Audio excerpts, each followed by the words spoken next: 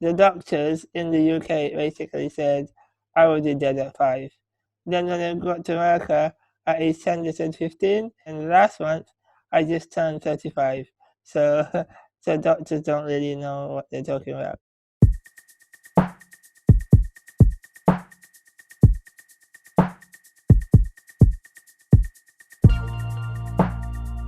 Hello and welcome to the Prelude podcast. In this episode you'll be hearing from Suleiman Khan. Suleiman is a disabled entrepreneur and activist, and he shares his perspective on how society often overlooks disabled people. He opens up about his childhood diagnosis with muscular dystrophy, his experiences within the education and healthcare systems in the UK and the US, outlines what ableism is, talks about the overlooked creativity of disabled people, and the pros and cons of social media, amongst other things. Suleiman's had an impact on how we have thought about accessibility for this podcast. Suleiman pointed out the importance of having transcripts for our episodes, and you can find a transcript of this and our previous episodes on our website at www.preludeaudio.com. We recorded this episode in the summer of 2020 at the height of the COVID-19 lockdown here in London, and recording over Zoom had some limitations in terms of sound quality, so please bear with us on that. We are learning as we go here. Hopefully it's not too much of a problem though, and hopefully you too will find Suleiman's thoughts as eye-opening as we did. So, without further delay, this is Suleiman Khan.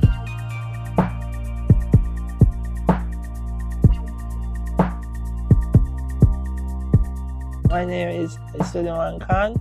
I am a disabled entrepreneur, an exploratory storyteller, and an adventurer. So I was born a long time ago in the 80s, and so I was born in East London in Hackney, and I grew up with my parents and my grandparents. Around 18 months, I was diagnosed with a disability called muscular dystrophy because my mom noticed I wasn't able to sit up like my older sister. I wasn't able to do the normal things that young children are able to do. Muscular dystrophy is basically a degenerative condition where basically as I get older, my muscles get weaker and weaker, and it gets progressively worse and worse, which is why I can't really sit without my wheelchair anymore. And so, but apart from that, it's okay. It's life. And so growing up, I was from a very very young age. My mom in particular was very open about my condition from about age 2, 3. I knew my condition inside out, and basically my mom said, you could die today, you could die tomorrow. Growing up, it was interesting because especially after my younger 2 siblings, I have 3 siblings. I have an older sister and a younger sister and then a younger brother, and we all very supportive. And growing up, it was quite a challenge because of the first 10 years of my life, I had to go to a special school in East London where all I did every single day is sing nursery rhymes, which is not very helpful. I didn't realize how much I hated it until I left. And so, growing up education system in the UK wasn't that great. And then at age 10, we moved to America around in the Washington, D.C. area because of my dad's job. And so the whole family moved out there. And it was quite an interesting experience. And so I couldn't, when I moved to America at 10 years old, I couldn't even read or write Spot the Dog, which is not very helpful. You can hardly read. And then very quickly, the way the American school system is set up, they push you very quickly into mainstream school environments, which is very helpful. And so even though I was under the special education department because I needed the additional support such as a note-taker, assistive technology, I was still in mainstream schools. I was still in the mainstream school environment. So I was able to very quickly, just learn to read and write. And for the first year, I didn't do my homework. I said, homework? What's this? And I got in so much trouble. It was hilarious. The time in America was a challenge, particularly having a disability, because as we all know, America's healthcare system is really, really bad, and so everything is privatized. And it was really hard because my family were paying like $100,000 a year for my healthcare, and that's not sustainable at all. Which is one of the main reasons why we came back to the UK, because no insurance company wanted to cover my healthcare. And most of the time in America I was really sick. I had pneumonia like 3 times while in America, and that was really challenging. So when I was diagnosed originally in the 80s, when I was 86, when I was originally diagnosed, 18 months, basically, the doctors in the UK basically said I would be dead at 5. And then when I got to America at age 10, they said 15.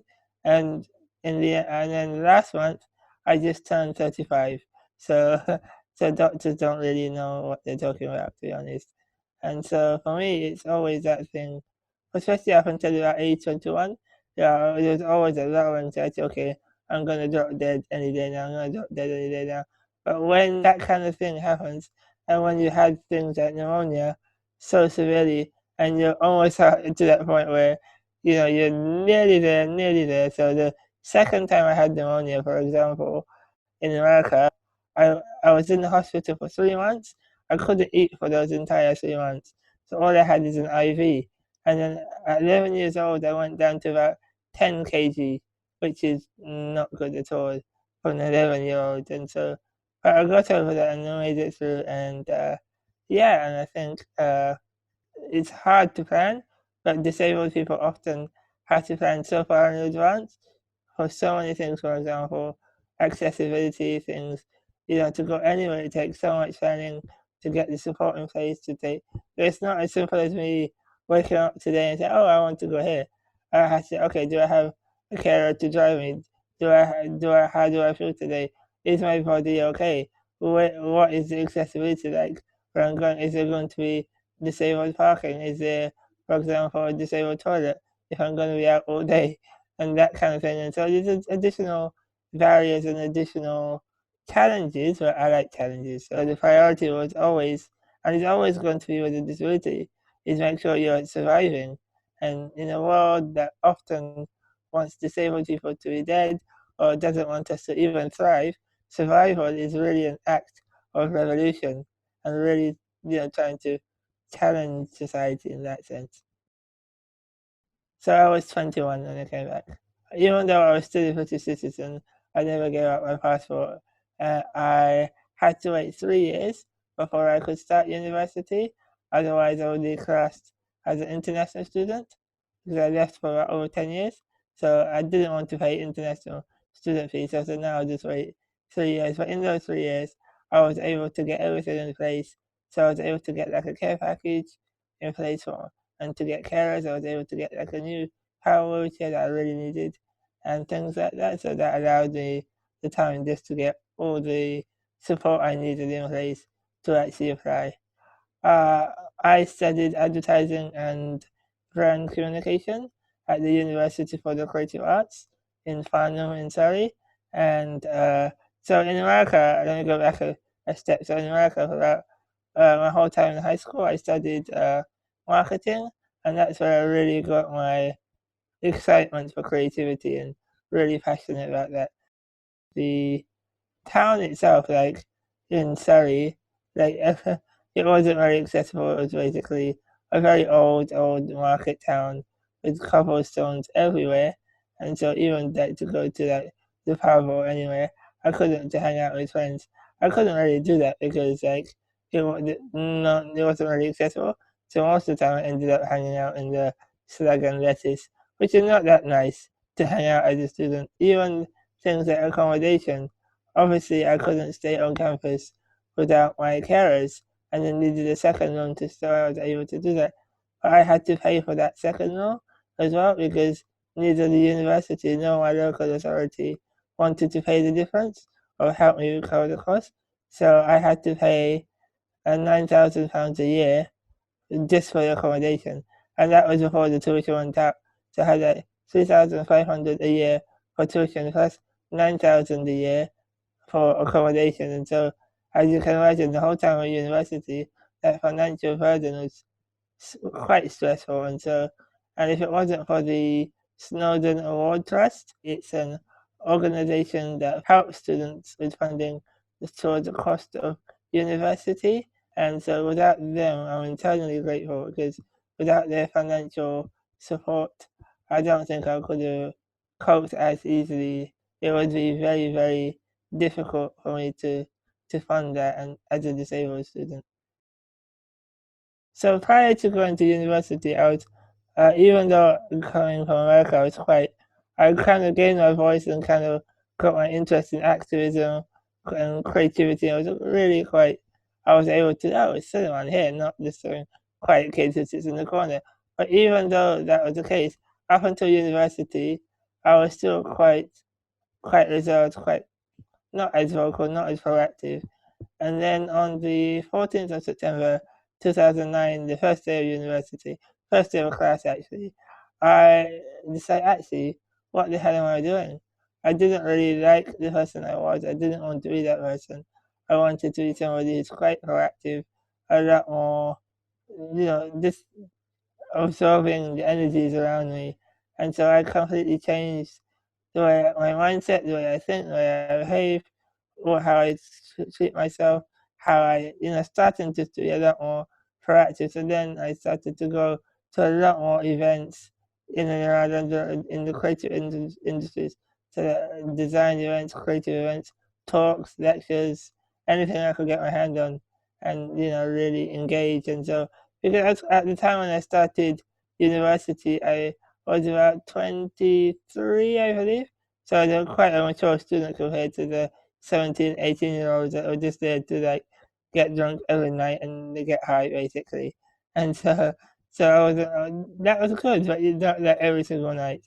And so again, it's just like trying to challenge myself and say, actually, I want to diversify myself. University really opened up the possibilities, what I was able to achieve, and the fact that, for example, the wheelchair I had was really good, but the wheelchair sitting, I was in so much pain, so my legs were going completely numb. I was in a lot of pain, and so I would still sit there 8 hours a day, 4 days a week, and and so and I still did that and kept pushing forward. I did that 2 degree course and the 10,000 word dissertation and graduated with a 2-1. So I'm like, yay! So so then it was just, yeah, just keep pushing forward. And then nobody told me after university how hard it would be as well. It just took 3 years to get my first job, not because I wasn't trying, because number one, advertising is still to this date in 2020 one of the least accessible and least diverse industries that you could ever find. Often they say the right things, but they don't have any kind of action behind it. So finally, I got my first job, but unfortunately, it didn't work out. After 8 months, I had to leave because it was just quite a toxic environment. It wasn't supportive. It was not, not very, yeah, open in terms of the kind of things that I want to do. And yeah, it was an interesting experience. I learned a lot just after that. For example, that how to value myself more, how to be much more vocal about my needs in terms of accessibility and things like that. And so when I left there in July of 2016, it was quite a challenging time because I was really down about it, and I was like, great. And so then I just took a few months off just to reflect and recharge. And then in about October 2016, I decided to set up my own business because, since I started university, as I said, I was quite active, going to different events, different award ceremonies, all kinds of things in the creative industries. But I never saw anybody like myself as a power wheelchair user. So I'm like, where the hell is everybody? And it didn't make any sense to me because, even to this day, there's just not enough representation of disabled people and in the creative industries. I wanted to create an organization that really champions disability and creativity, because I'm still not seeing that kind of niche and that kind of championing of, because many great organizations that try to get disabled people into work, and often what that means is that you end up working in either a bank or a supermarket. Like every disabled person wants to work there. I don't, to be honest. I'm not going to hand out stickers in Tesco. Oh, welcome to Tesco. No, thank you. Can you imagine that? No, not in my sequence. No, no, no. I don't do that.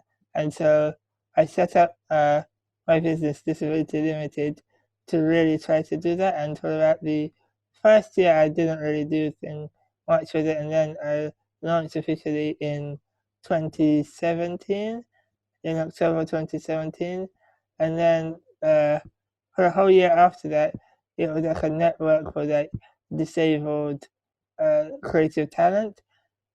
And then in around 2018 or so, I didn't feel it. It wasn't right. It didn't work for me. It just felt a lot of pressure from society and the people around me. Oh yes, Solomon, you're on network. You're like a recruiter for disabled people. And I didn't want to be a recruiter. We all hate recruiters, and I don't want to be hated.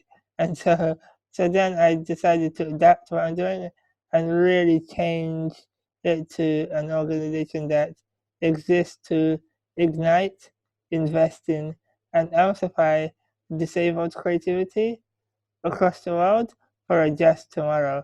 So what does that mean? So really igniting disabled creativity, so disabled really championing it and really pushing it forward, investing in it, not empowering it, because I think often, as I said earlier, there's not enough financial investment into disabled people, let alone disabled creative people, which all disabled people are creative, in my opinion, and then really amplifying it, so really pushing it forward to propel it forward into society. And I think really looking towards disability justice is something that I'm very passionate about, and really fighting for equity over equality. So really looking at the needs of the individual rather than making everything the same.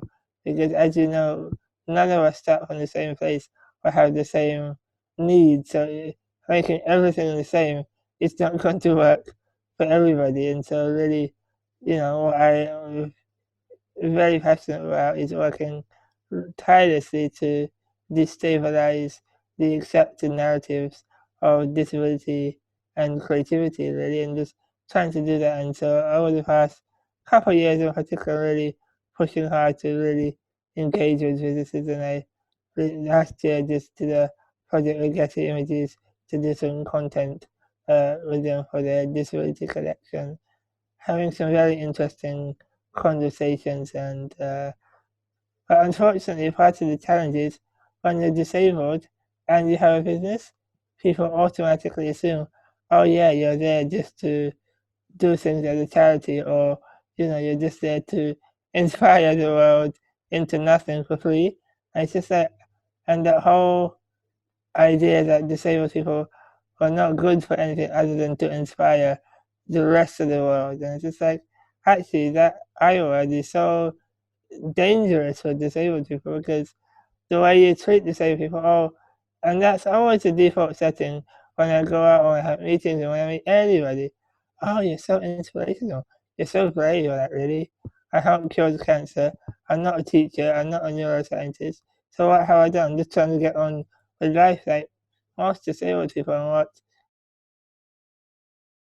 I think what would be really helpful for the audience is just to give a very quick summary about what ableism is. So I love this definition from this amazing lawyer and activist. And she says that ableism is a system that places value on people's bodies and minds based on societally constructed ideas of normalcy, intelligence, excellence, and productivity. These constructed ideas are deeply rooted in anti-blackness, eugenics, colonialism, and capitalism. So again, it's like systematic oppression that leads to society determining who is valuable based and worthy based on a person's appearance and/or the ability to satisfactorily reproduce or produce, excel, and behave.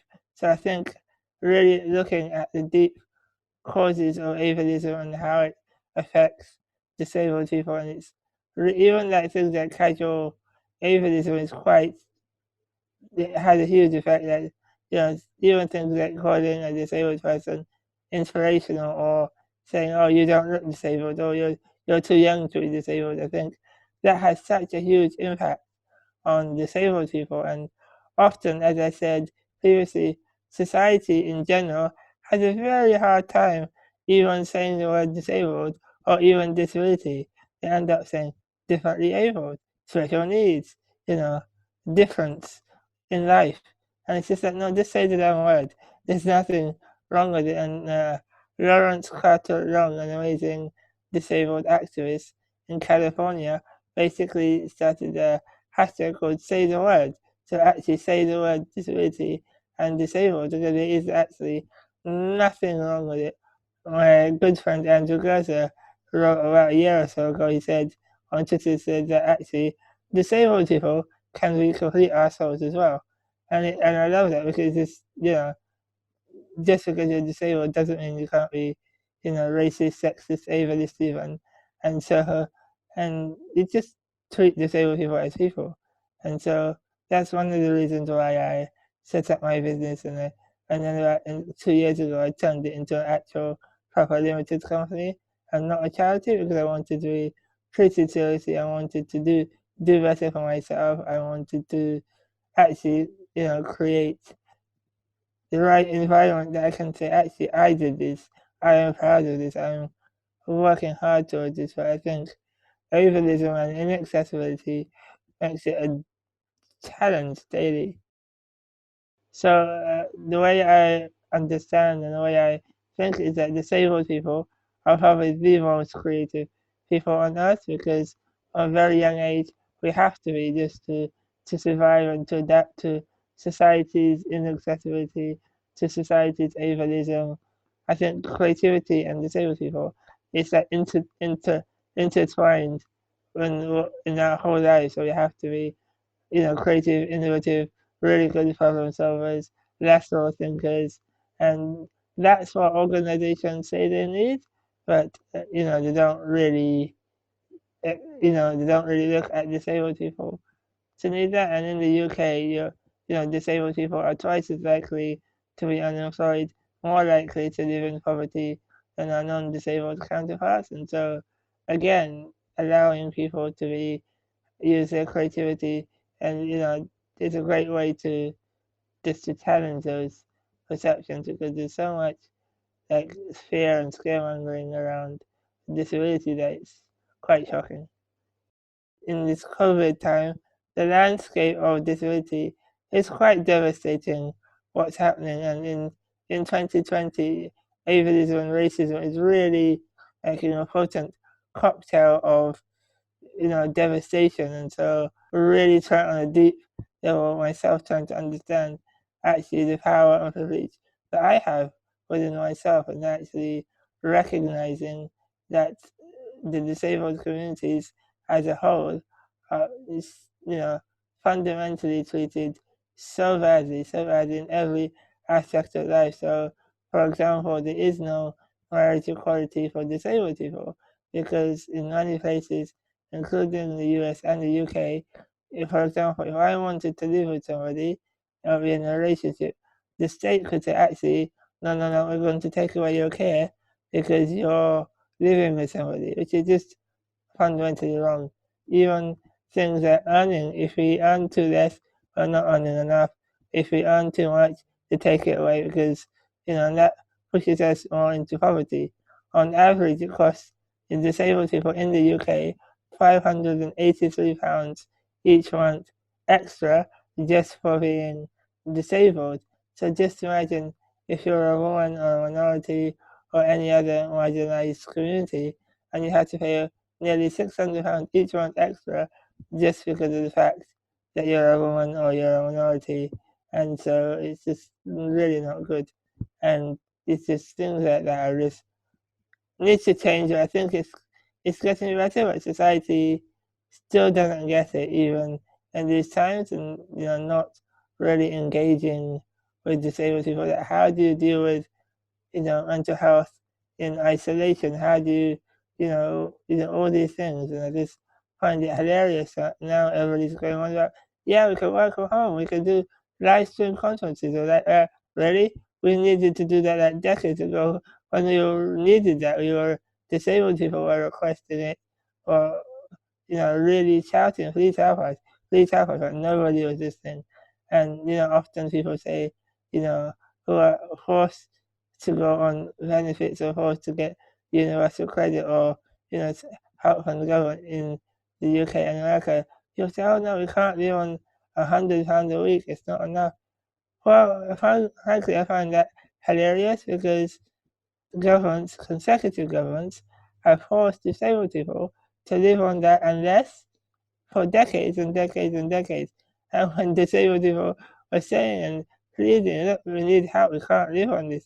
This is not enough even to survive. And we were just deaf ears. Nobody cared, nobody listened.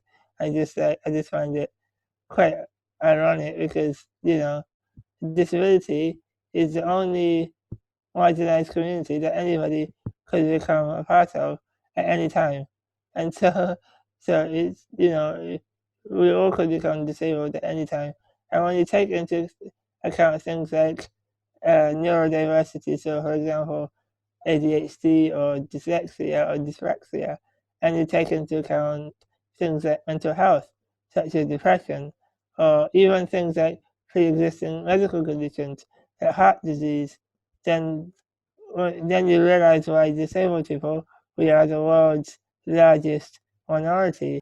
I think it's just about really showing up for disabled people and really saying, actually, you don't deserve to be, punished for being disabled. You deserve to have access to every human right that we all have the luxury of participating in. And I think, particularly, for example, if you're a person of color, if you're indigenous, or if you're like a black disabled person, or if you're of the LGBTQ plus community and you're disabled, again, there's nobody's actually looking at that or the intersectionality and how that really can add additional barriers and additional layers of racism and ableism, and that makes it even more challenging to survive, let alone thrive. So I think it just have to really keep pushing and keep challenging ourselves.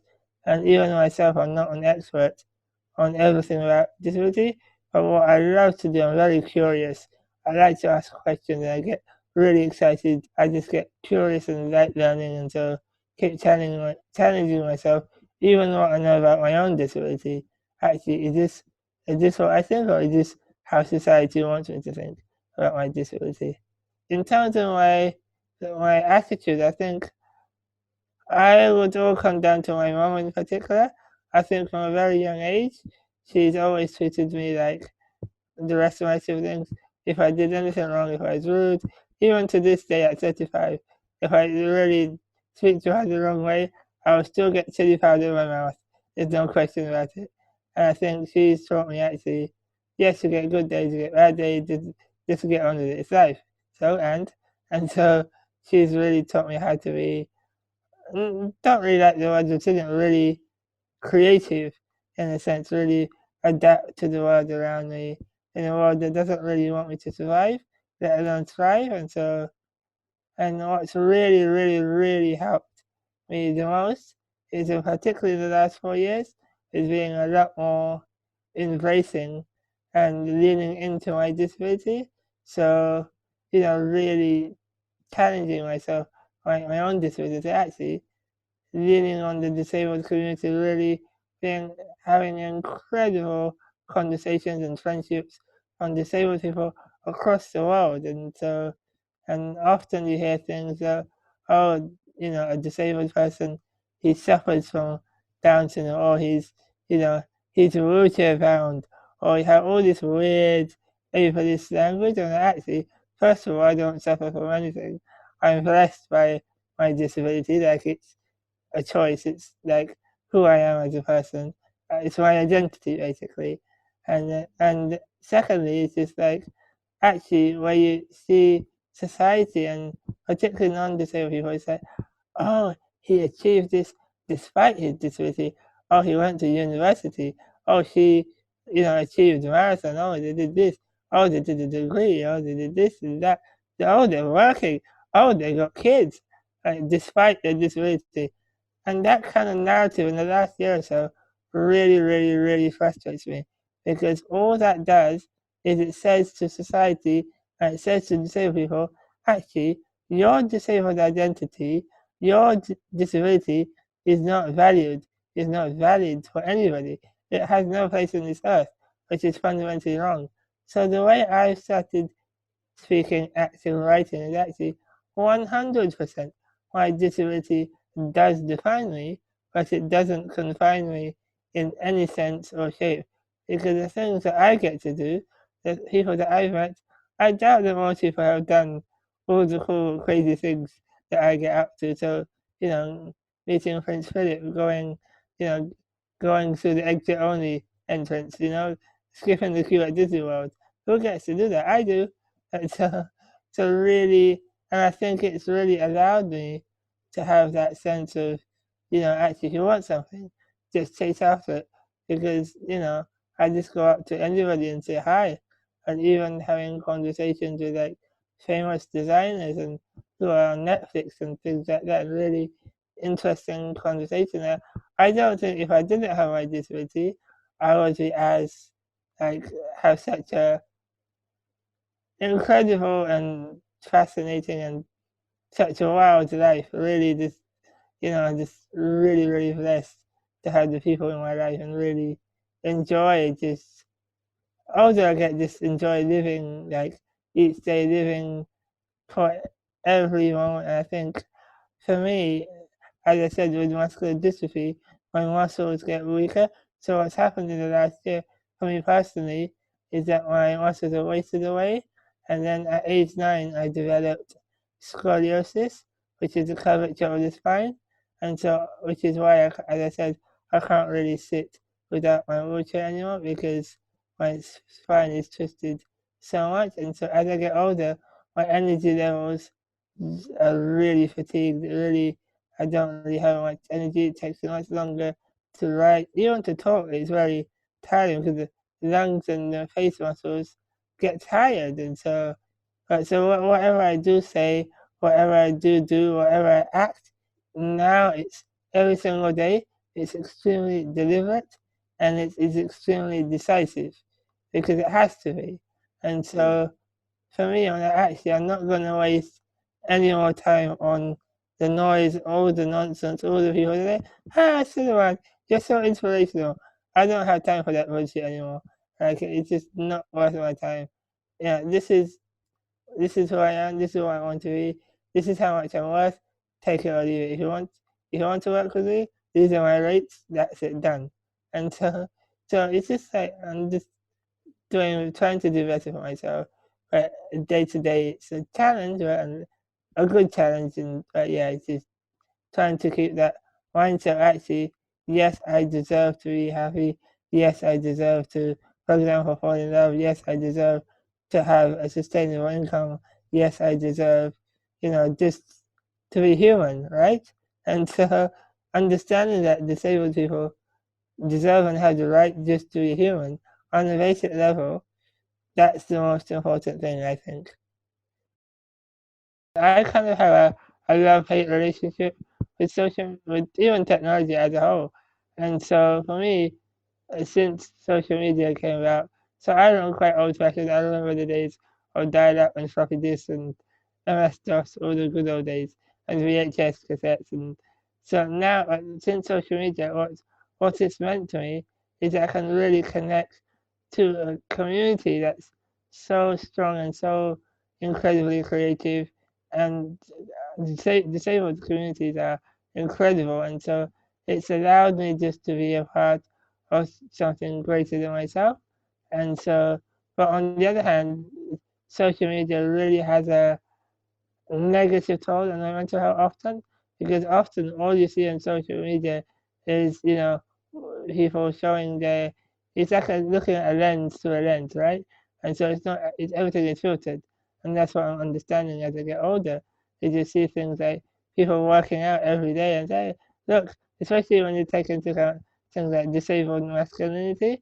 For example, I would never be able to gain muscles or look like, get a six pack or anything like that. So where do I fit into that visual culture of, getting ready for the beach or going to the gym or that kind of thing? So that makes you feel less human or less of a man, and so that's one thing. But that's why they've invented the mute button, and that's why they invented the block button, this mute and block, and that's what I started doing, is just cutting out the noise. And but unfortunately, that's not often enough, because sadly, disabled hate crime and disabled suicide in the UK alone has increased so much in the last 10 years or so. And so often, not many people are even aware that there is a thing as disabled hate crime. And people think that, it doesn't exist, but it completely does exist. And there's some devastating things that are happening and said to disabled people. It happens on the online world, and then people think they can get away with it in the real world. And so, I had many of my friends had spoken to me about online abuse, how, social media companies don't do enough to protect disabled people, which is 100% true. And then that goes into the real world. So one of my friends, she's a wheelchair user as well, and she uses a manual wheelchair. She was coming to meet me a few years ago, and she didn't show up, and I was calling and calling and calling, emailing her, nothing. I got really worried. So several hours later, she sent me an email saying, actually, it's been a terrible day. In the morning, she went to her local shop to pick up some stuff, and somebody not only stole her purse on the back of her wheelchair, but actually pushed her out of her wheelchair onto the pavement. And so those kinds of things is actually, we shouldn't put up with that as a society. And I think it's, social media allows us to be a lot more vocal and united as a disabled community, and actually highlighting the ableism, highlighting, when you add the racism as well, what that means to us on an individual level.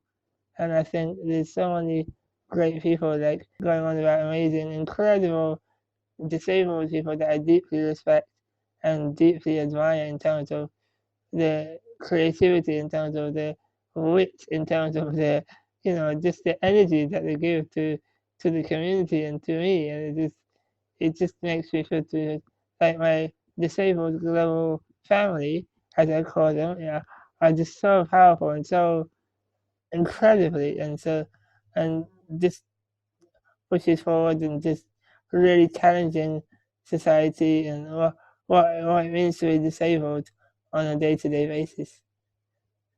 The older I get, I'm actually saying, actually, I have huge privilege and power. So, as a man, I have social capital. As somebody who's educated and not working class, I have a degree. I traveled the world. I can communicate. I can talk. I can think. I can see. So I have huge power and privilege. And understanding that and recognizing and doing the deep work myself to recognize that and to say, actually, what can I do to be, to do better, to really challenge myself is very important to me. And actually, trying to pass the microphone and trying not to take over the conversation. And so, even though as human beings, we had that habit of just to, like I'm doing right now, you talk and talk and talk and talk. But I think it's important just to say, actually, there's great people out there, other disabled people, particularly the Black disabled community. I think I want to give a huge shout out to them, and I think it's devastating what's happening to the community right now. I think we have to say, just like any community, the disabled community is just like any other community, and there is a lot of racism, colorism, and anti-blackness within the disabled community. I've seen it, I felt it, and I don't put up with it. I don't want to put up with it. So I think we have to have those difficult conversations to move forward. And disability is not difficult, right? People find it difficult to even say the word disability. So until we have those conversations, nothing is going to change. For me personally, So I'm gonna break it up into two parts. So I think first of all, for non-disabled people, I think get over yourselves. Like I think it's okay to get it wrong. I think and understand that not all disabilities and all disabled people, even if you have the same disability, we might have completely different personalities. Our condition might react differently in our bodies, and just understand that not all disabilities look like me either. That they could be invisible, and not to judge us, and not to be hurtful to us in such a devastating way that it's destroying and killing us on a day-to-day basis. And just understand, treat us as people with respect and dignity, and just pay us our worth, right? And so don't assume that just because we're disabled that we don't deserve to be paid for our time or our value. Just pay us, and what you think you're going to pay us, triple the rates. Because trust me, we're disabled, we need it. So that's, yeah, and I think just have a conversation. So yeah, about 50% of the people, non-disabled people in the UK, have never said hello to a disabled person, and about 76% of people in the UK haven't even invited a disabled person to a social event, and about 16% have never invited anybody to their home. And so when the non-disabled community are not even going to say hello to a disabled person, obviously you're going to have misconceptions and fears and doubts, and that it's like, really about challenging yourself, not being afraid to get it wrong, because most of us were relatively nice people. Like anybody else, some of us are assholes, but that's okay. And so just say hello and just. So I'd rather have someone come up to me and say something in ignorance, and I say, actually, this is not what we say. This is more appropriate language, that kind of thing, rather than somebody not talk to me or not even engage with me whatsoever. So fundamentally, this starts with a conversation, right? I'm not being afraid to have that conversation. I'm not being afraid to be around disability, or even if it makes you feel awkward, it makes you feel uncomfortable. That's life. That's growth. It challenges you. It forces you to think beyond yourself, beyond your capacity. And yeah, and and often that when you're pushing disabled people under the bus, be careful that you don't trip yourself, because you're going to end up being disabled one day the older you get, particularly, and so you can become disabled any time, any capacity. So yeah. So just start with a conversation, and I think the second thing I wanted to add is for disabled people. I think my advice, my feedback is just to not be afraid to be disabled, not be afraid of the word, not be afraid to, yeah, just to be you, and to, in whatever capacity, whatever you want to do, whoever you want to be, just be it.